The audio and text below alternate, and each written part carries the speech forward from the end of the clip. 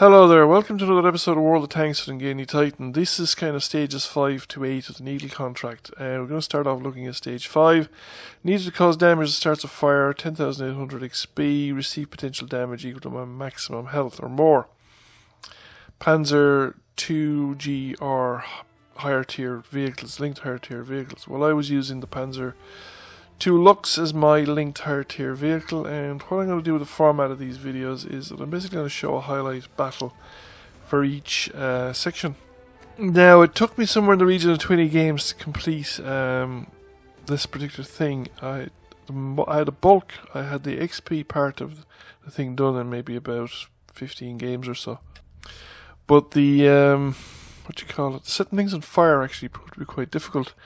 I eventually swapped over from the 30mm gun to the one that's on it now, which is an autocannon, to the 5cm or 50mm gun that also is available on the Lux, and turns it into a more conventional light tank. But it also meant that I could target engines, because with the 30mm gun the dispersion is so high you just hit the tank. And you have to be fairly close to get any kind of complete shots on a particular tank. Now, I'm a tier 4 tank on essentially a tier 5 battles, and I don't have 6th Sense. I'm training 6th Sense at the moment, but I'm 6th Sense is a perk, so it needs to be 100% before it's effective. And so I'm doing active scouting without having a 6th Sense on the tank, and it's bit of seat of the pants, because you have to make a judgment as to how long to stay down in the low ground before you're unspotted in order to come back up again, because the last thing you want to do is somebody to actually be tracking your movement behind the ridge and waiting for you to come up and just blow you off the top of the ridge as soon as you appear, which can be done if they have good high velocity guns. Matilda now at the back of the map could easily do it. Now, we have an early push by the enemy down, but it's low tier tanks, and I thought I'd come in and assist, but it turns out that I didn't need to. There was enough of our allies back to resolve the situation, but there's a good chunk of enemies further back as well, which is why I have to pull back into this area in order to lose the spotting.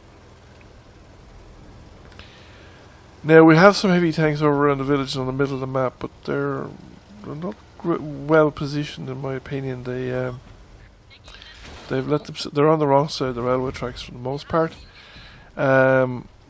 which doesn't actually help. I think you're better off if they were actually patrolling the bottom of the ridge line. Let the enemies come over, because they'll be shot by the guys behind them, and they will get shots in on them as well. And they're just being whittled away by superior enemy numbers and enemies operating in positions that they can't see, so we're actually down tanks at the moment. I have, however, spotted quite a few tanks, and I've picked up a few spotting damage as well, so the guys behind me aren't totally ineffective. I just need to be fairly cautious about the whole thing.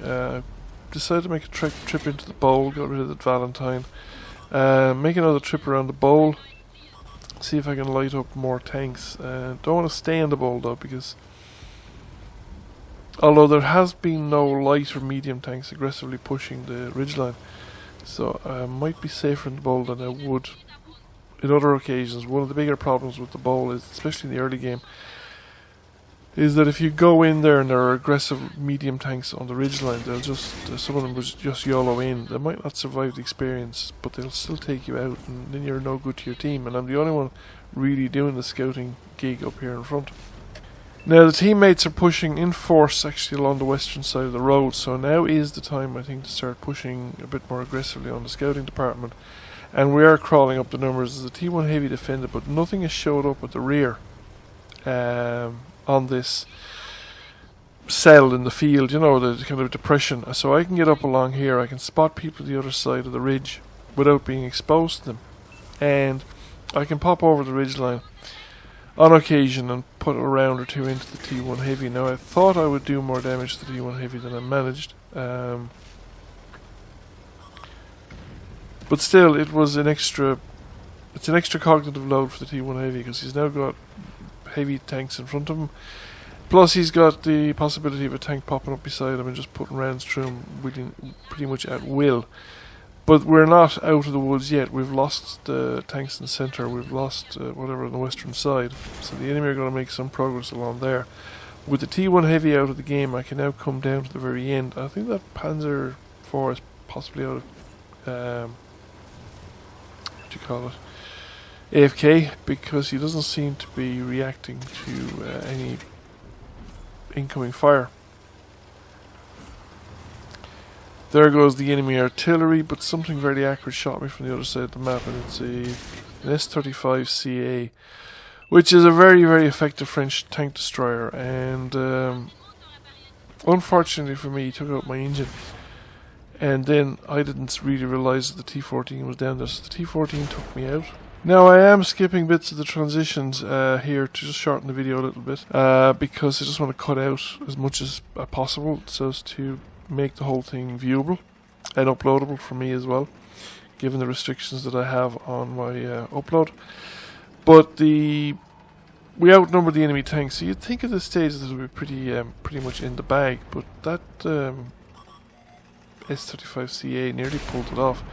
He takes out the two tanks that don't come up together. They're very uncoordinated in their artillery. I think they're still located too close to the railway line to get decent shots on the tank destroyer. So he comes around the corner and finishes off the M4 A2 E4. And there's a standard M4 coming up on the other side. And I wasn't thinking, because I thought the standard M4 will take more than one shot to kill him, possibly as much as 3 shots, whereas I think he could probably kill the M4 on... but he could possibly do it in 2 shots. But we've gotten around into him without getting a return round, and I think between himself and the artillery there I managed to finish him off and pull the game off.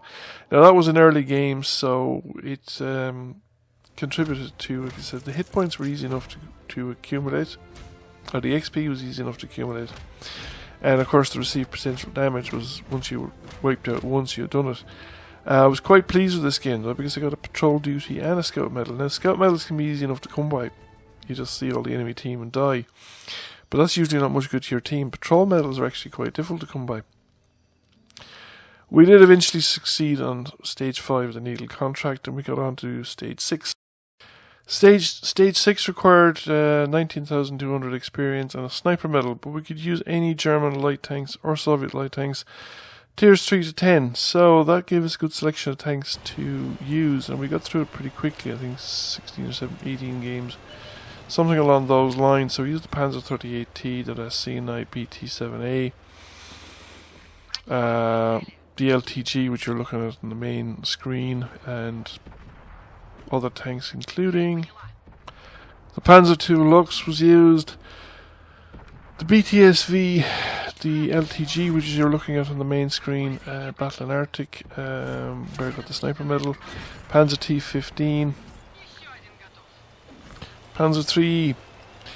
They all played their part in gaining this medal, and I actually had a particularly good game on one of those. I think it was the Panzer III game on Kamaran. But this is the LTG game on Arctic region, and it was the game where I gained the sniper medal. The sniper medal was the difficult one again to get, because it's a medal I would actually have trouble with getting on a reliable basis. I mean, I've gotten a lot of sniper medals, but it's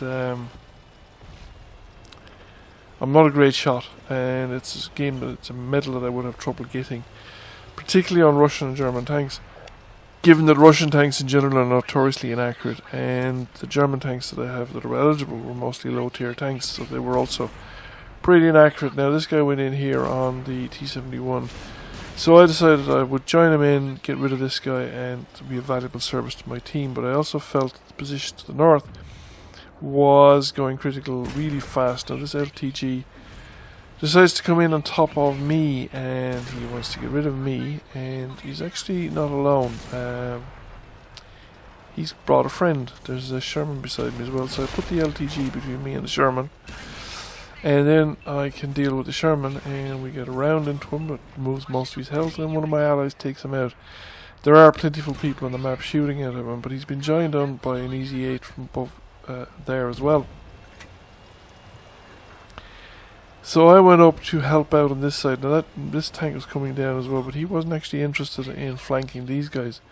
I'm not sure what he was planning on doing. Maybe he was planning on going all the way around, but I don't think all the way around is worth it. It's very risky, because there might just be more tanks coming up behind him on the other side, whereas this side would be a far less risk, especially now that we control the sunken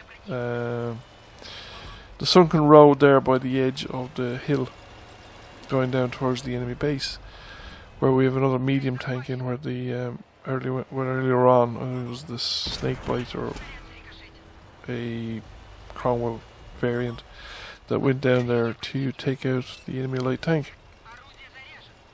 We are ahead of tanks, but we have a lot of tanks in positions that are not terribly useful in. There's two heavies there in the middle on the snowfield that are not doing a whole lot of benefit to their team in the current location, because there's really nobody for them to shoot at. They can probably get some limited fire on these guys above. But now I've been joined by a second medium tank and by a light tank, and we're really going to trash these guys. So I decided not to pursue the AC4 experimental around the corner, but that I'd come back down into the middle of the map. Now I've speeded up this little bit of the video because it's mostly driving it around, and I don't want to take up too much time. Again, I want to try and keep the video as low, as short as possible, but cover everything at the same time. Now, I screw up here. I should not have shot at the T-29. He is actually heavily engaged, whereas the Boilermaker wasn't. If I'd put a shot into the rear of the Boilermaker, I would have taken a lot of his health out. I would have gotten the second shot off, which removed most of his health, and there'd be a very good chance that that would have ended the fight, because I'd have had the extra shot off. I'd have gotten two shots really before I'd have brought to bear, and that was the artillery that really did for me. The rest of this game is basically a long, boring bit about tanks driving around in circles before they actually finally get to engage the remaining enemy tanks. But that completed stage 6 for me and my team. So the end result, actually, we got a decent amount of damage there as well, and we got a high caliber, a sniper medal, and a Confederate, which is pretty decent going, I think. We completed the contract, and we then moved on to the next stage, which is stage 7, and that took us about another 16 games or so. 25 kills, 34,800 experience, received 4,300 potential damage, which is a bit of a pain, but we managed to do it because this one was British or German light tanks or tank destroyers, tiers 3 to 10. Now I have a decent selection of high tier British tank destroyers, and the advantage of high tier tank destroyers, now I played the Death Star a lot. I played it really badly, but I mostly played it for the benefit of getting the damage at high tiers so that you'd absorb a lot of damage. In fact, I pretty much didn't bother with the German tank destroyers. I mostly used the AT-15, the Charioteer, and the Death Star. The highlight game that I've chosen is a game here on El Alamein, which I was in the Charioteer.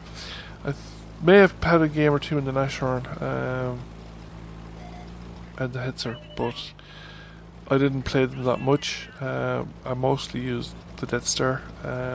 Few games in the Charioteer. Didn't actually play the AT-15 that much either. So we come out here in the corner and we actually spot a bunch of tanks, and I'm sort of looking at the situation. I don't have any decent kind of shot on them from here, and they are it's attack defense, so we're on the defense side. So I decided to come around this side and see if I can do any better. Now, shooting at the turret of a T-54, I don't think I'm going to make any progress there. Picking up some spotting damage. We've got a good view range because a decent enough crew on this tank, and biggest problem with it was two big problems with the Charioteer really is that it's not the most concealable of tanks. So the T-54 or the T-32 is after putting around into me there. Probably the T-54 was a big enough hit. it's not the most, but it's got decent view range, and it's got what do you call it? But it doesn't have good gun depression as well. So you can get caught in areas like this where the gun depression is going to start killing you, and managed to put around through the M103 there because he stood still long enough to let me do it. But if he continues to do that, he's not going to survive very long, and he's on very low health at the moment. Gun is really accurate, but I missed there. I went well over the top. Not this position doesn't. There's a lot of tanks down there. There's a tank destroyer not too far away from me, and there are a lot of tanks behind them. So I'm trying to use high explosives there because I thought with the high explosives, if any hit will do, I don't have to penetrate. And I was just looking at the situation here, and I'm thinking these guys are awfully close. Maybe I should find an elsewhere to be. So I start backing up. There isn't a lot of armor on the chariot here, but I start backing up and coming around the corner, and these guys are still pushing up, but they're not going to get an easy line of sight of me from here. And I'm going to find somewhere else to be. This flank, I think, is going to fall because I don't see the guys on the ridgeline behind me. I don't think they have a shot at most of the tanks that are advancing. And guys that are clustered up here in that defile, just to my left there, left front, they've got a very narrow front to fire through. And the thing is that you have too many tanks that just start coming each other's way. Now I got a shot off there, but I bounced it off the front of the T-32, and I thought, okay, that's not good enough either.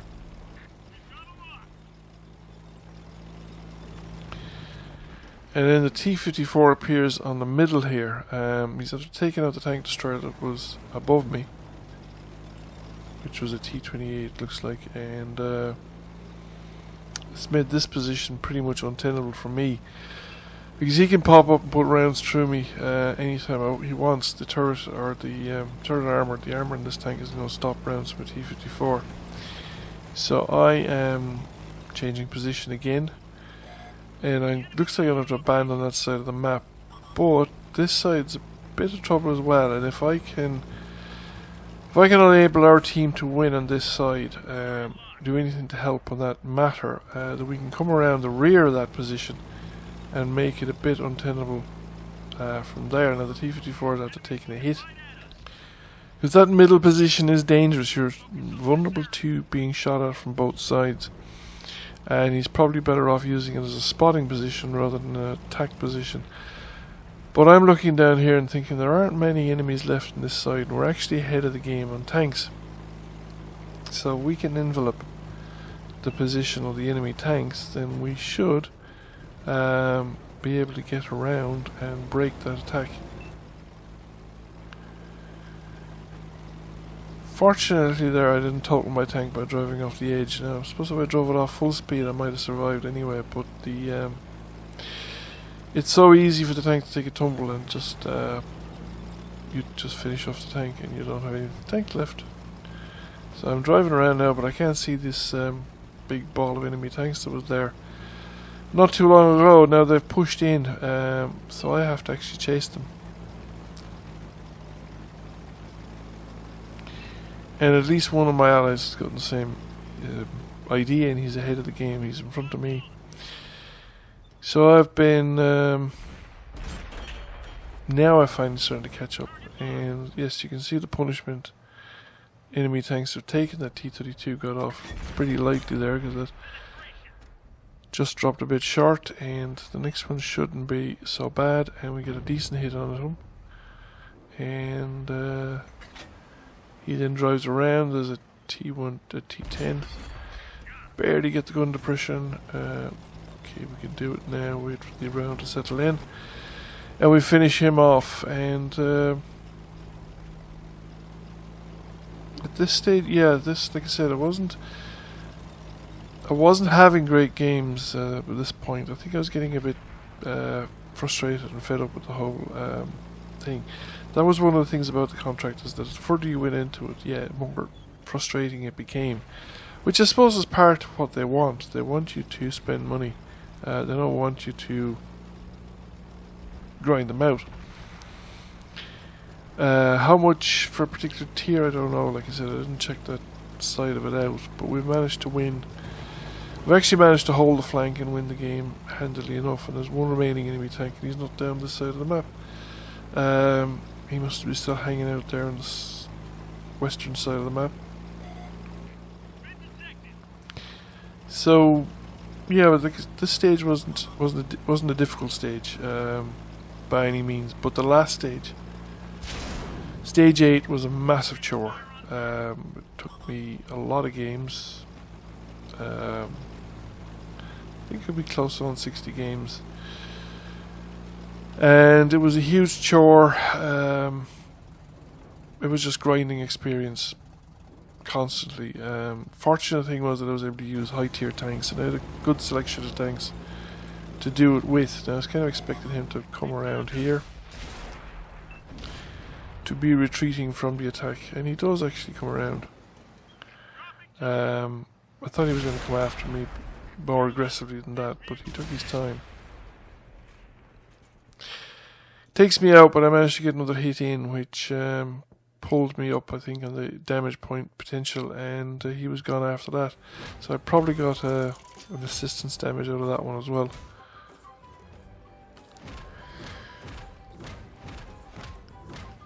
So this was an early game.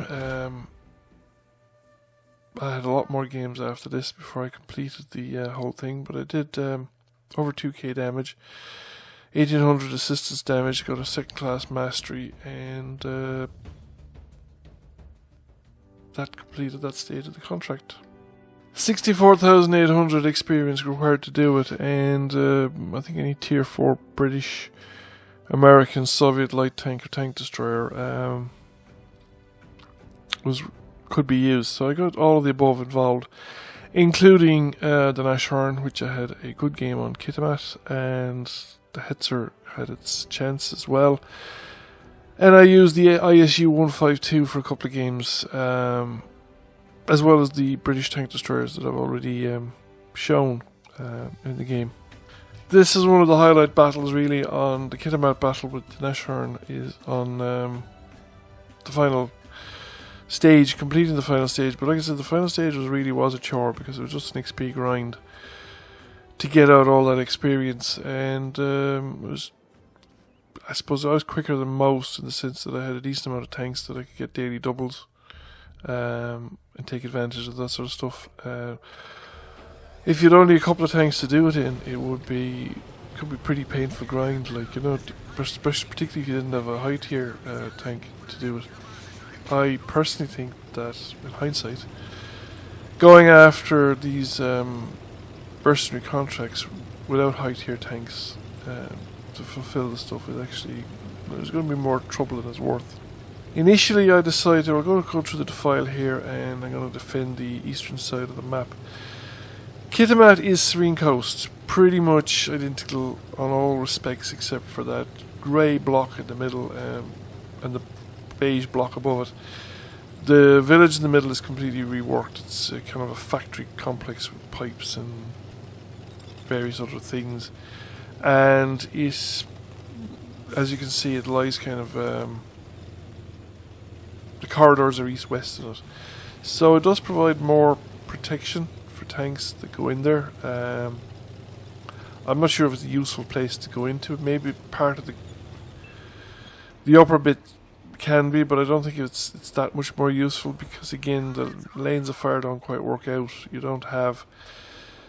won't have clear lanes of fire at a lot of the people advancing up to the western side of the map, and if the enemy, for instance, take the spit out here where the Wolverine's on, then they can get probably clear lanes of fire into anybody in that complex in the centre of the map. So how much more useful it is compared to normal Serene Coast map, I don't know. I haven't really tried to play it from that side, but I have seen tanks that gone in there not actually achieve a whole lot either. So it starts out pretty well for us on this side of the map. I mean, I'm doing respectable amounts of damage. Quite happy with performance so far. In fact, if I got this kind of performance on a regular game with a Nashorn, I'd be more than happy. The Nashorn is one of these tanks. It does very well at this kind of range. I mean, I'm unseen, back of the map. Tanks are spotted 400 or 500 meters away, and I'm just putting them away. And that's the kind of thing the Nashorn does well. Now, a couple of things start. We're starting to lose the western side of the map, and but we've won the east, and it just struck me maybe the light tanks and the medium tanks in the east just didn't respond properly, or because it looks like some of them are coming back, or they just ran into more opposition up around the top end of the map, but we just weren't able to exploit any advantage, while at the same time we weren't able to recover defensively on this side of the map either. Now I'm coming over, and I do have some initial success. Like, the enemy aren't pushing in that hard. They have more or less cleared the western side of the map. There's a light tank down the low ground, but he's too far. And he's not in a position to see the people advancing coming in behind that MT-25 that have just come along the other side of the ridge. The MT-25 has gone out of sight and not in a position. Didn't really get a decent shot on that Fury. And there are tanks coming through the middle as well. Tiger hasn't remained long enough. Took a shot off speculatively, but I didn't really expect to connect with it. So that MT-25 looks like it's going for the artillery, so I thought, okay, I can do something about this. I can probably, if I can't save the artillery, I might be at least take out the MT-25. And sure enough, I managed that part of it. We're still only 2 tanks down. The trouble is we have a lot of tanks that just aren't doing anything useful at the moment, so we're not going to recover. Now, I thought my initial hit here would do more damage, that I might be able to take that Fury in one shot. If he's done me a lot of damage in return, it would have been better if I could have taken him, because then I might have been able to take the Tiger as well. However, I can't afford to hang around, and I have a Leopard coming in behind me. And this is where the lack of gun depression really kills me. If I had a couple more degrees of gun depression, I might at least be able to put a round into that Leopard. Probably wouldn't have finished him in one round, but it would have done more damage. However, the situation just deteriorates further from here. There's a bit of a heroic last stand by Challenger, but beyond that it doesn't actually achieve anything. As you can see, this battle was actually one of the early battles, one of the first battles I fought, but I just got a pretty good result. Most of the other battles were, they were okay, they were competent, but they weren't anything special. We got a high caliber first class mastery and a sniper medal out of this one. 2,287 actual damage. The final award for taking the final XP needed goes to the ISU 152. I had an okayish match, but I managed to complete Thiepval Ridge, and I managed to complete the necessary experience to gain what I wanted. So that is the story of the grind for the Needle contract. It starts out easy enough, it becomes very grindy, and if you don't have a lot of tanks to enable you to get the experiences that you need, it's going to be pretty tough going. You're going to have a fair few battles, and you're going to be waiting quite a while for them. And the tank itself at the end of the day it's alright. I mean, it's a decent tank, but it's nothing particularly special. So thank you for watching. I hope you enjoyed the video. If you did, please give it a like. If you haven't already done so, please give the channel a subscription. I will catch you all again soon. Bye for now.